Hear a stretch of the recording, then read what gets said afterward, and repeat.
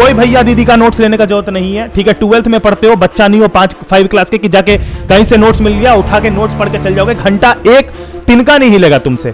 तो तुम्हारे भैया ने ये प्लानर बहुत सोच समझ के बहुत एनालाइज करके बनाया, इसलिए इसकी इज्जत रखना। और बस इस पैटर्न से तुम अगले 45 दिन चलो, 70 आउट ऑफ 70 अगर नहीं आते हैं, मैं यार तुमसे थोड़ा नाराज हूं। पूछोगे क्यों, मैं जानता हूं। तो उसका बस एक सिंपल सा यही आंसर है कि आप लोगों में से यार 80% ऐसे लोग हैं जो वीडियो को देख रहे हो पर चैनल को सब्सक्राइब नहीं कर रहे हो। देखो यार, ये एक वीडियो बनाने में अगर तुम्हें लगता है कि बहुत आसान है, लेकिन इसमें बहुत मेहनत का काम है।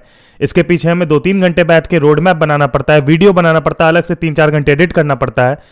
और बीइंग अ स्टूडेंट हमारा काफ़ी ज़्यादा टाइम इसमें जाता है। तो हम आपसे कुछ नहीं एक्सपेक्ट करते हैं, बस आप एक सब्सक्राइब बटन दबा लो, क्योंकि मैं इतनी गारंटी लेता हूं कि जो बच्चा आज से मेरे से जुड़ा रहेगा, मैं उसको बोर्ड्स में इस बार 90% तो पार करवा के ही मानूंगा। और उसके लिए भाई कंटेंट बोलता है। आज की वीडियो में हम लोग बात करने वाले हैं totally about the physics road map. मैंने एक रोड मैप तैयार किया है काफी मेहनत से आप सभी लोगों के लिए।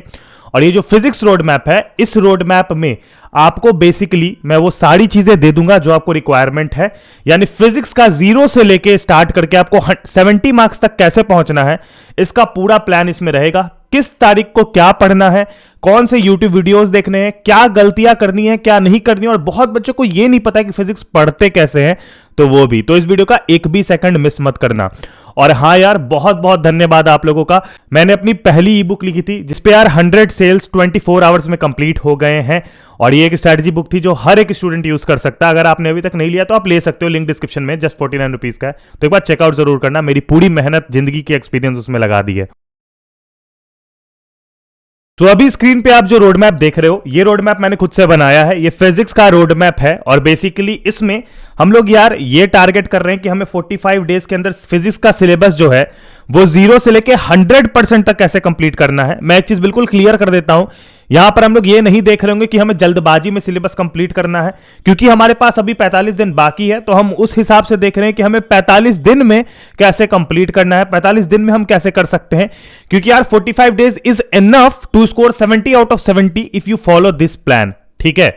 और 45 दिन में यार इतना गारंटी हम ले सकते हैं अपने एंड से कि इस 45 दिन में कैसे क्या पढ़ेंगे, फिजिक्स को लेके कैसे जाएंगे, ये बहुत इंपॉर्टेंट होता है। ये इंपॉर्टेंट नहीं है कि आप फिजिक्स में क्या क्या मटेरियल्स मैं आपको दे रहा हूं, बट उसका सही उपयोग मैं अभी बता रहा हूंगा। इस रोड मैप में आपको सारे चैप्टर्स के मैं ब्लूप्रिंट शो कर रहा हूंगा। 45 डेज की स्ट्रेटजी तो ऑफकोर्स हम लोग कर रहे होंगे। हाउ टू स्टडी फिजिक्स पे बातें हो रही होंगी और लेक्चर्स और नोट्स की मैं आपको अच्छे से बताऊंगा कि उस पर कैसे काम करना है। एक बहुत इंपॉर्टेंट बात इससे पहले बोलना चाहूंगा, अगर यही सेम पीडीएफ आपको चाहिए जो मैं जिसमें आपको बता रहा हूं, तो ये पीडीएफ का लिंक भी मैंने डिस्क्रिप्शन में डाल दिया, जिसको आप जाके हमारे टेलीग्राम चैनल से बहुत इजीली उठा सकते हो। और उसका यहां पर आपको आ रहा होगा, कैफे हब करके सर्च करोगे मिल जाएगा। चलो स्टार्ट करते हैं। सबसे पहले ब्लूप्रिंट की बात कर लेते हैं। तो ब्लूप्रिंट मैंने इसमें डाल दिया है इनफ। ब्लूप्रिंट काफी बच्चे बोल रहे थे कि भैया हमें नहीं मिल पा रहा है सीबीएसई का, किस चैप्टर से कितने मार्क्स का आएगा। तो यहां पर देख सकते हो, यहां पर आपके पास ये पूरा एक डेटा है। नंबर ऑफ पीरियड्स वाले मैटर को आप इग्नोर कर सकते हो, क्योंकि मैंने आपको बताया था कि ये जो नंबर ऑफ पीरियड्स होते हैं आप इसको नंबर ऑफ आवर्स में कन्वर्ट कर लो कि इतने आवर्स आपको इसकी पढ़ाई करनी है मैक्सिमम। जैसे लेट सपोज कि एक चैप्टर ले लेते हैं करंट इलेक्ट्रिसिटी और 18 यहां पर दिया हुआ है, ठीक है। तो इसका मतलब है आप इसमें 18 आवर्स की पढ़ाई करो मैक्सिमम। 18 आवर्स की पढ़ाई यानी कि ऐसा आप ले सकते हो कि आप 6-6 घंटे करके 3 दिन पढ़ लो।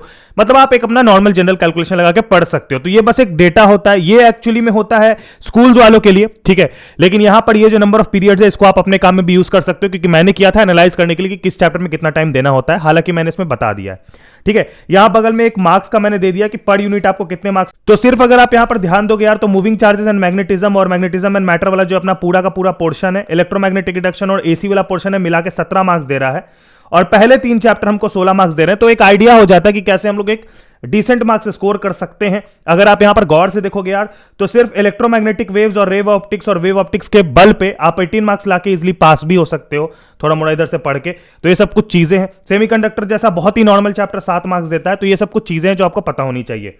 इसके अलावा मैं बता देता हूं, यहां पर मैंने एक लिस्ट बनाया है कुछ इजीएस्ट टॉपिक्स का जो आपको करने ही करने चाहिए और जो कि स्कोरिंग होते हैं। देखो इसमें से कुछ चीजें जो हैं वो सिलेबस के बाहर रह सकती है, जो बोर्ड्स में ना आ रही हो, ठीक है।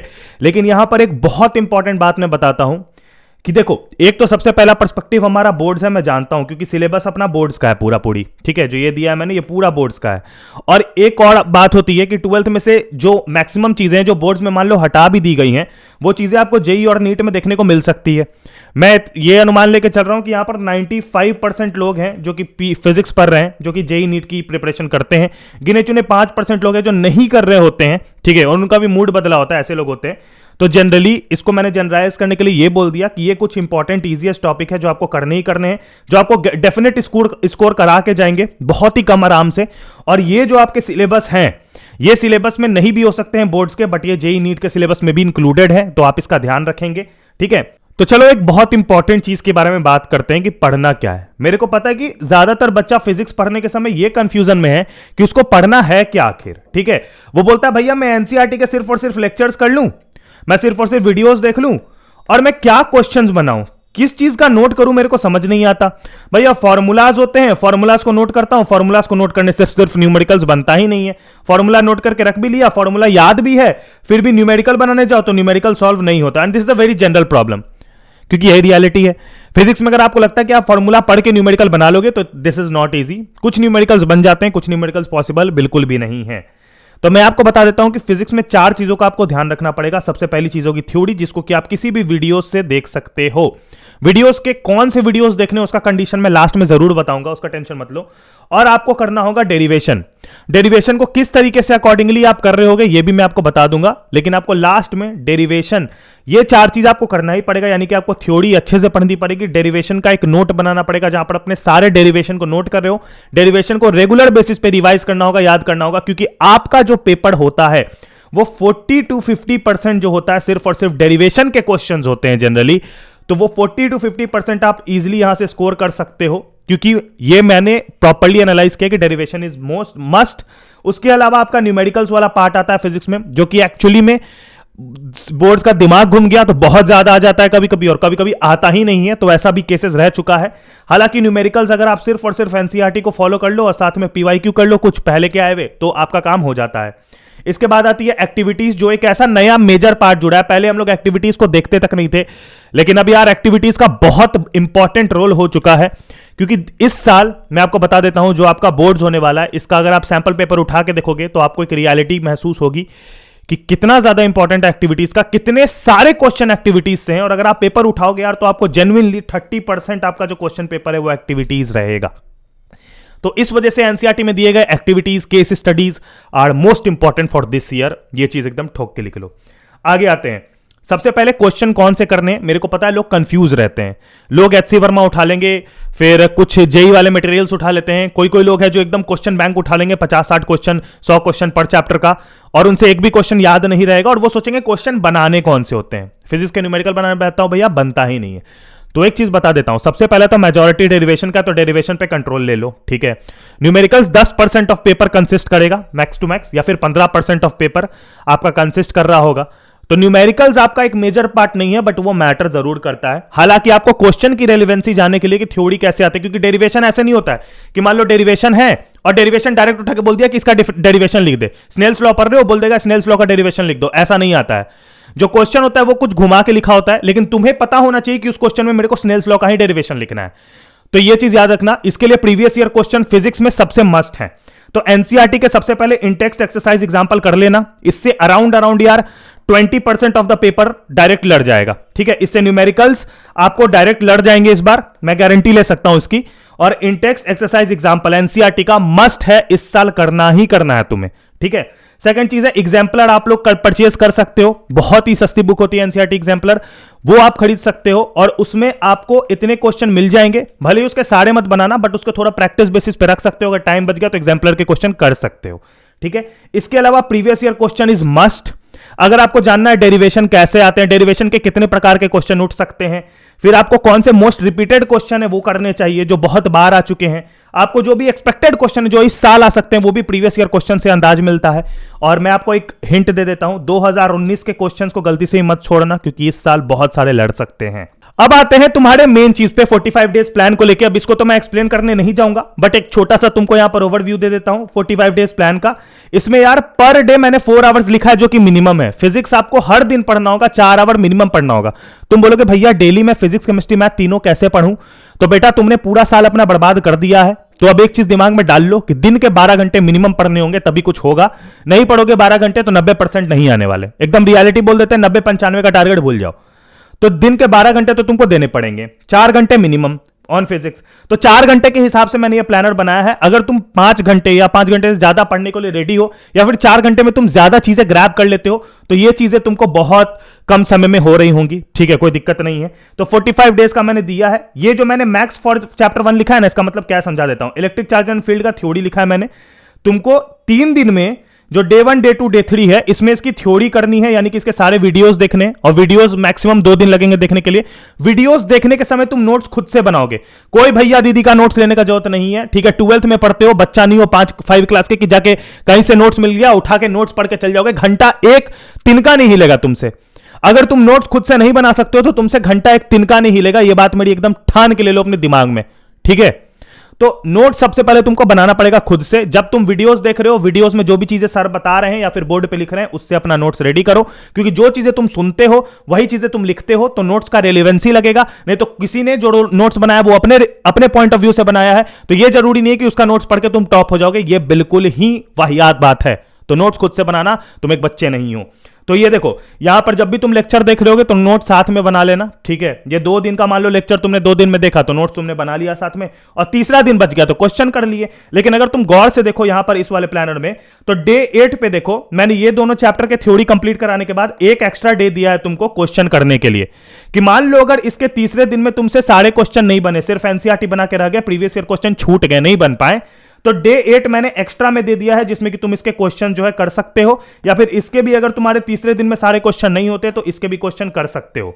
तो तुम्हारे भैया ने ये प्लानर बहुत सोच समझ के, बहुत एनालाइज करके बनाया, इसलिए इसकी इज्जत रखना, ठीक है। Current, electricity, moving charges and magnetism, सब पे जितने रिक्वायर्ड डेट्स है उतने दिए हैं। जिस पे मेरे को लगा है कि उस पे एकदम दिन की जरूरत नहीं है, जैसे इलेक्ट्रोमैग्नेटिक इंडक्शन, जैसे इलेक्ट्रोमैग्नेटिक वेव्स, तो ये सब पे मैंने उतना समय नहीं दिया है, ठीक है। रिवीजन के लिए भी मैंने दिया है, जैसे ये तुम बुक 1 के ये सारे चैप्टर से, ये सारे चैप्टर यहां तक बुक 1 के हैं, तो उसके बाद तुम बुक 2 में कदम रखोगे, तो बुक 1 के लिए मैंने एक दिन प्रॉपर दिया रिवीजन का, जिस दिन तुम जो भी टफ टॉपिक्स है या फिर नोट्स है उसको तुम यहां से कर सकते हो दोबारा। उसके बाद बुक 2 को स्टार्ट किया, जिसमें जिसमें मेरे को ज्यादा समय लग रहा है देने का, उसमें दिया है। ऑप्टिक्स में मैंने पूरे 11 दिन लगभग दे दिए, 10-11 दिन, ताकि तुम उसको आराम से कर पाओ। डुअल नेचर जैसे छोटे चैप्टर के लिए मैंने बहुत कम समय दिया है। एटम्स एंड न्यूक्लियाई के लिए मैंने साथ में दे दिया है, और सेमीकंडक्टर के लिए भी साथ में दे दिया है। मैं इतना गारंटेड हूं कि अगर तुम एकदम निष्ठापूर्वक अपने 4-4.5 घंटे डेली दे रहे हो, तो डे 39 से डे 40 तक में तुम्हारा सारा चैप्टर ऑलरेडी कंप्लीट होगा। मैं इस चीज की गारंटी ले सकता हूं। 5 एक्स्ट्रा दिन तुम्हारे पास बच रहे होंगे तो तुम उसको रिवीजन में यूज कर सकते हो, देयर इज नो इशू, ठीक है। आई होप कि तुमको प्लानर बहुत पसंद आया होगा। हाँ, सम यूट्यूब चैनल्स के रिकमेंडेशन मैंने यहां पर दे दिए हैं। फिजिक्स बाबा 2.0 मैंने खुद पढ़ा था 2019 में, बस इसीलिए, क्योंकि उसमें जैसे 20 डेज प्लेज था, 2019 का प्लेलिस्ट चेक कर लेना, मिल जाएगा। लर्नो हब एक अच्छा चैनल है एनसीईआरटी डिटेलिंग पढ़ाई करने के लिए। जीनियस लर्निंग क्लासेस आप लोगों में से कोई नहीं जानता होगा, लेकिन मेरे टाइम यूज किया था मैंने, मतलब क्या कहें, बंदे से तुम्हारा वाइब मैच कर जाएगा। ओल्ड लेक्चर्स देखना 2019 वाले, कोई दिक्कत नहीं है। अलख पांडे सर के ओल्ड लेक्चर, उनके चैनल पे, ऑफिशियल चैनल पे जाके ओल्ड लेक्चर्स देख सकते हो उनके, अगर तुमको लगता है, क्योंकि काफी डिटेल है, लेकिन वो एक चीज बता देता हूं, वो बोर्ड्स लेवल जस्टिफाई करेंगे, ये याद रखना। अपनी कक्षा के पिछले साल के कुछ लेक्चर्स देख सकते हो, ये याद रखना। रिमूव टॉपिक्स का ध्यान रखना, और अगर नहीं रखना चाहते हो, अगर जेई नीट भी है तुम्हारा गोल, तो रिमूव टॉपिक का सोचना ही मत। और ये चीज याद रखना, जिससे सिनर्जी मैच करेगी वही है तुम्हारा। सिनर्जी मैच करनी बहुत इंपॉर्टेंट है, वाइब मैच करना इंपॉर्टेंट है, वो बंदा तुमको सही लगेगा। तुम कोई भी यूट्यूब वीडियोस देख सकते हो, उससे कोई फर्क नहीं है, लेकिन यूट्यूब वीडियोस के मैंने कुछ आपको रखे हैं जो आपको नहीं करना है, तो उसका आप ध्यान से सुन लो मेरी बात, ठीक है। सबसे पहला, वन शॉट आपको नहीं देखने हैं, ठीक है। एक चैप्टर को कम से कम 3 से 4 से 5 वीडियो में कर रखा हो। वन शॉट से मेरा मतलब है कि अंडर 3 आवर्स वाले, अगर 5 घंटे 6 घंटे का वन शॉट है तो गुड टू गो है। रेफरेंस बुक आपको नहीं यूज करना है, ठीक है, जैसे कि कोई भी एस चांद, ये सब रेफरेंस बुक आपको नहीं यूज करना है बोर्ड्स के लिए। बोर्ड्स के लिए आप सिर्फ एनसीईआरटी से स्टिक रहोगे। पेड गेस्ट पेपर्स रामबाण 999, 1599, 1699 लेने की जरूरत नहीं है। वो गेस्ट पेपर्स की मैं बात कर रहा हूं। Guess papers are not at all logical. Previous year question को उठा के वो लोग चेप देते हैं और तुमसे पैसा लेते हैं, तो वो मत करना। और प्रीवियस ईयर क्वेश्चन लास्ट 7-8 साल के ही करना, 15-20 साल 25 साल का मत करने लगना, 7-8 साल के करना। और 2019 का तो स्ट्रिक्टली करना, यहां मैंने एकदम नोट कर दिया है।